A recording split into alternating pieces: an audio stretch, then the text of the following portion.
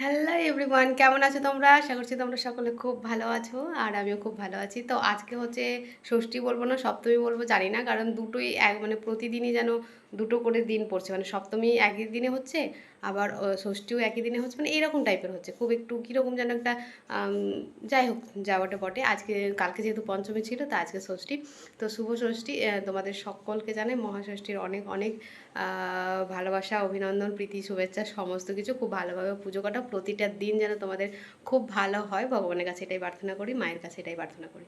তো চলো, আমার কাজ তো প্রায় শেষের দিকে, মানে বাড়ির কাজ দুই একটা আছে, সমস্ত কাজ কিন্তু আমি করে নিয়েছি। আমি চেষ্টা করছিলাম কি এই কয়েকদিনের মধ্যে হবে, যেহেতু বললাম যাওয়ার আছে, আর নিজের যে শরীরে কোনো যত্ন করবো তো কিছুই করা হয়নি। তো ভাবছি চুলে একটু ডিম দেবো, ডিম দিলে নাকি চুলটা একটু স্মুথ হয়।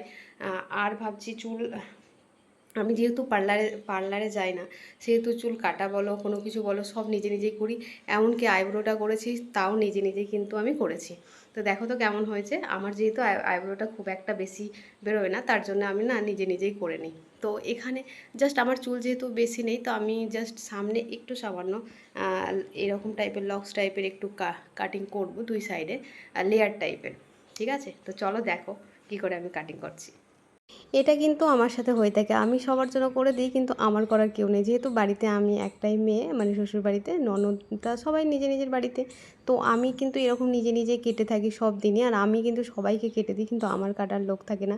আমি আমার ছেলেকে বললাম, বাবু আমার চুলটা কেটে দিবি? তো বললাম, মা আমি কাটতে পারবো না, যদি ভুল হয়ে যায়।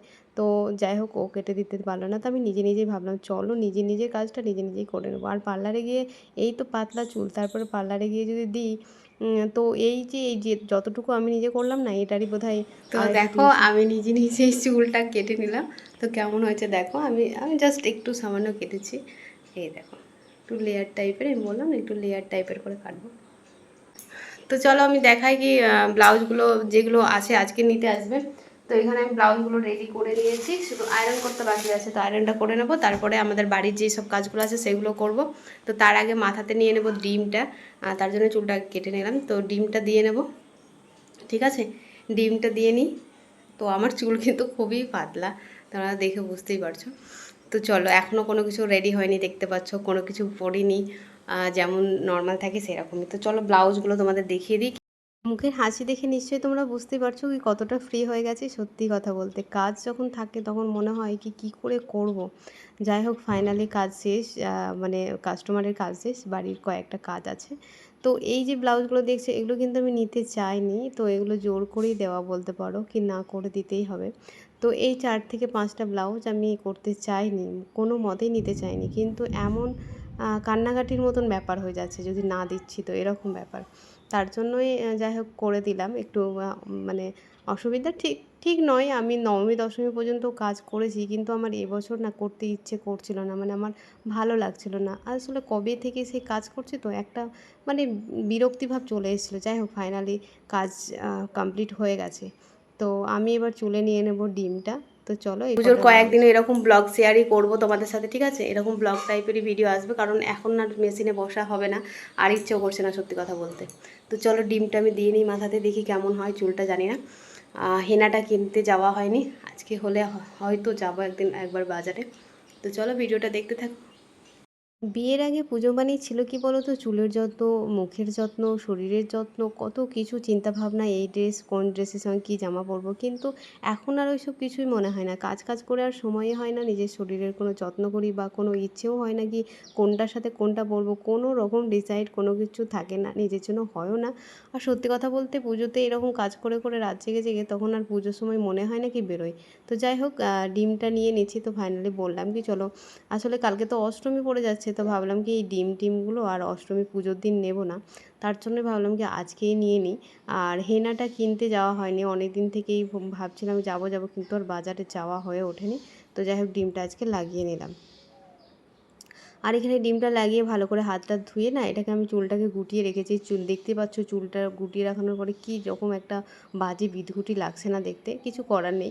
এরকম তো আমার চুলটা যেহেতু অতিরিক্ত পাতলা, তো আমি এখানে আদিবাসী হেয়ার অয়েলটা লাগিয়ে এই অনেকটাই ফল পাওয়া গিয়েছে, নাম বলবো না একদমই। তো দেখবে আমি যখন চুলটা ধুয়ে নেব, মানে শেষে তোমাদেরকে অবশ্যই দেখাবো। কি ধুয়ে নেওয়ার পরে চুলটা কিন্তু অনেকটাই সফট এবং একটু কি বলো তো ফাঁপালো টাইপের হয় চুলটা, না অনেকটা মনে হয় দেখে অনেকটা। তো এখানে প্রত্যেকজনের প্যাকেটে প্যাকেটে নাম লিখে রাখছি, কারণ ওরা সব আসবে নিতে, আজকে বিকেলের মধ্যে হয়তো সবাই আসবে। তার জন্য সবারই প্যাকেটের নাম তো লেখা আছে, আমি মানে কত টাকা হয়েছে সেই অ্যামাউন্টটা লিখে রাখছি, তাহলে দিতে না সুবিধা হয়। তো এখানে প্রত্যেকের প্যাকেটে প্যাকেটে লিখে রাখছি। আর বাকি যাদের ছিল বেশিরভাগ মানে বেশিরভাগই সবাই নিয়ে চলে গেছে, 2-1 জন শুধু বাকি আছে। আর এই কয়েকটা দেখছো, এই কয়েকটা বাকি আছে, সবাই নিয়ে চলে গেছে। তো এখানে দেখো যেই কাজগুলো বাকি ছিল কয়েকটা বলছিলাম না, এখানে একটা শাড়ি ছিল, তো এখানে আমি শাড়ির ফলসটা লাগিয়ে নিচ্ছি। মানে ব্লাউজটা তোমাদের দেখালাম, ব্লাউজটা হয়ে গেছে কিন্তু ফলসটা লাগানো হয়নি। বলেছিল ব্লাউজটা না করে দিলেও হবে, তুমি ফলসটা কোনো রকমে লাগিয়ে আমাকে পিকো করে দিও। কিন্তু ভাবলাম চলো যখন ফলস পিকো করে নিলাম তাহলে ব্লাউজটাও করে নিই। তো এখানে আমার যে মামনির যে ব্লাউজটা, তোমরা তো শাড়িটা দেখিয়েছি অন্য ব্লগে, তোমরা আগের ব্লগে দেখিয়েছি, তোমরা দেখবে। তো এই মামনির জন্য যে শাড়িটা নেওয়া হয়েছে সেই ব্লাউজ পিসটা, এটা যেহেতু মালবারি সিল্ক, এগুলোতে কিন্তু কাজ করতে খুবই কষ্ট হয় একদম, মানে কি বলবো। তো ওই ব্লাউজটা দেখো কমপ্লিট হয়ে গেছে। চলো তোমাদের ফিটিংস কীভাবে দেবে সেটাই আমি তোমাদের দেখিয়ে দিই, আমি নর্মালি যেরকমভাবে ফিটিংস নিয়ে থাকি। তো এটা হচ্ছে একটা ব্লাউজ, ফিটিংস ব্লাউজ। তো ফিটিংস ব্লাউজটার আগে মাপটা নিয়ে নেবো আমরা কীভাবে, দেখো। ফিটিংস ব্লাউজটা কী করবে, একদম সোজা করে রাখবে, রেখে একদম টান টান করে রাখবে, যাতে জড়ো ভাবটা না থাকে। এবার দেখো আমাদের যেটা আপার চেস্ট, সেইখানকার দেখো মাপটা নিয়ে নিচ্ছি। জাস্ট হালকা একটু টানবে, খুব বেশি না, আবার একদমই লুজ করেও না, ঠিক আছে। তো এইভাবে মাপ নিয়ে নিলাম। তো আমার ওপরে আপার চেস্টের মাপ হলো 16.5 ইঞ্চি, না কত হলো, 18.5 ইঞ্চি, সরি 18.5 ইঞ্চি হলো। তো 18.5 ইঞ্চি দেখো এক সাইড থেকে নিলাম, আর এক সাইড থেকে দেখে নিচ্ছি কি বাকি কতটুকু থাকছে। তো বাকি 4 ইঞ্চি থাকছে, তো 2 ইঞ্চি এইদিকে দিলাম, 2 ইঞ্চি এইদিকে দিলাম। আমি কিন্তু এইভাবে ফিটিংস দিয়ে থাকি। আর কোমরে ছিল 15.5 ইঞ্চি, তো 15.5 ইঞ্চি দাগ দেওয়ার পরে দেখো 4 ইঞ্চি এক্সট্রা থাকছে। তাহলে এদিকে 2 ইঞ্চি আর ওইদিকে 2 ইঞ্চি, তাহলে এটাকে একদম সোজা একটা স্ট্রেট দাগ দিয়ে দেবো, মিলিয়ে নেব। এবার আমাদের দেখতে হবে কি হাতের মহরিটা কত আছে। হাতের মহরি আছে আমাদের এখানে দেখো 5.5 ইঞ্চি। তো 5.5 ইঞ্চি, এই হাতটা যদি একটু বড়, ওটার থেকে একটু সাইজে বড়, তার জন্য কী করবো, 5 ইঞ্চি 2 সুত মতো নিয়ে এখানে মার্ক করব, কারণ নিচে যত হয় তো আমাদের হাতটা কিন্তু শুরু হয়। সেহেতু 5 ইঞ্চি 2 সুত নিলাম এইদিকে, আর এইদিকেও 5 ইঞ্চি 2 সুত নিয়ে আমাদের যেই আপার চেস্টের যে লাইনটা ছিল তার সঙ্গে মিলিয়ে নিলাম। এবার জাস্ট এটাকে সেলাই করে নেব। তো পাশাপাশি দুটো করে সেলাই দেবো, তাহলে পরবর্তীতে খুললে কোনো অসুবিধা হবে না কাস্টমারের। যদিও এটা মামনির, এইগুলো হচ্ছে রেডিমেড ব্লাউজ, এগুলোকেও ফিটিংস করে দিতে হবে, তো ওগুলো করে দেব। তো চলো এবার তোমাদের দেখাই কী করে ফিটিংসটা দেবে। তো এখানে দেখো আমি মেশিনের কাছে চলে এলাম, এবার দিয়ে দেবো ফিটিংস। যেমনটা দাগ দিয়েছি ঠিক সেই দাগে দাগেই আমরা কিন্তু এবার সেলাইটা করে নিলেই কিন্তু আমাদের ফিটিংসটা হয়ে যাবে। আর এখানে দেখতে পাচ্ছ তো পুরো ব্লাউজটা কিন্তু আন্ডারগ্রাউন্ড করেছি, কোনো জায়গায় কোনো রকম সেলাই মার্জিন কিন্তু দেখতে পাবে না। দেখতে পাচ্ছ কি, কোনো রকম সেলাই মার্জিন দেখতে পাবে না। আমি তোমাদের কালকে দেখিয়েছি কিভাবে এরকমভাবে সেলাই করবে। যারা যারা দেখোনি এখনও পর্যন্ত ভিডিওটা, অবশ্যই দেখে নেবে কালকের ভিডিওটা, কি পুরোপুরি ওভারলক কীভাবে করবে। ব্লাউজ সম্বন্ধে অনেক কিছু ভিডিও দেওয়া আছে, যাতে তোমাদের কোনো প্রবলেম হয় না। ভিডিওগুলো অবশ্যই কিন্তু দেখে নিও। তোমরা যেহেতু এটা রিকোয়েস্ট করেছিলে দিদিভাই ফিটিংসটা আমাদের ঠিকঠাক আসছে না, তার জন্যই কিন্তু আমি এটা দেখিয়ে দিলাম। এইভাবে ফিটিংস দেবে, দেখবে খুবই সুন্দরভাবে হয়ে যাবে। ঠিক আছে, অবশ্যই কালকে তোমাদের চেষ্টা করব, যেই আমার জন্য বলেছিলাম না সেই কী জানো, কাপ্তান কাটিং করাটা, সেটা তোমাদের দেখিয়ে দেবো। দেখিয়ে আজকেই ভাবছি করব, আজকে আমি ভয়েস দিচ্ছি। তো আজকে যদি সময় থাকে তো আজকেই আমি কাপ্তানটা করব, অবশ্যই তোমাদের সাথে সেটা শেয়ার করব। তো দেখো কত সুন্দরভাবে ফিটিংস হয়ে গেছে। মালবারি সিল্কটা একটু ধরে ধরে করবে, ঠিক আছে, কারণ এটা একটু না প্রবলেম হয় সেলাই করতে গিয়ে, প্রচুর প্রবলেম হয়। তো দেখো আমাদের কিন্তু রেডি।